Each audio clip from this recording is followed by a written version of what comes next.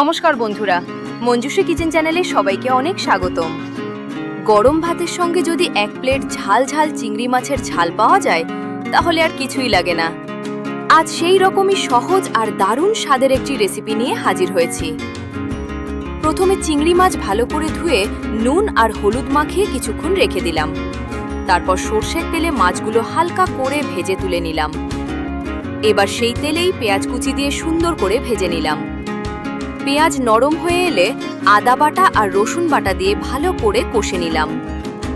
এরপর টমেটো, হলুদ, লাল লঙ্কার গুঁড়ো, জিরে গুঁড়ো, ধনে গুঁড়ো আর নুন দিয়ে মশলাটাকে ধীরে ধীরে কষতে থাকলাম। মশলা থেকে যখন সুন্দর গন্ধ বেরোতে শুরু করলো আর তেল ছেড়ে দিল, তখন সামান্য জল দিয়ে ভাজা চিংড়ি মাছ আর কাঁচা লঙ্কা যোগ করলাম। সবকিছু একসঙ্গে মিশে যাওয়ার পর পরিমাণ মতো জল দিয়ে কয়েক মিনিট ফুটিয়ে নিলাম।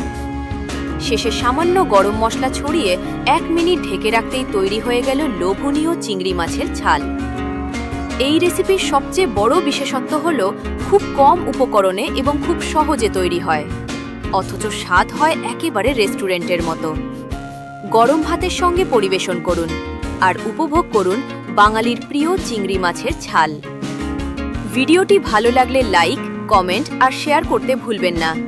আর নতুন নতুন রেসিপি পেতে সাবস্ক্রাইব করে নিন মঞ্জুশ্রী কিচেন চ্যানেলকে। সবাই ভালো থাকবেন। আবার দেখা হবে নতুন রেসিপির সাথে। ধন্যবাদ।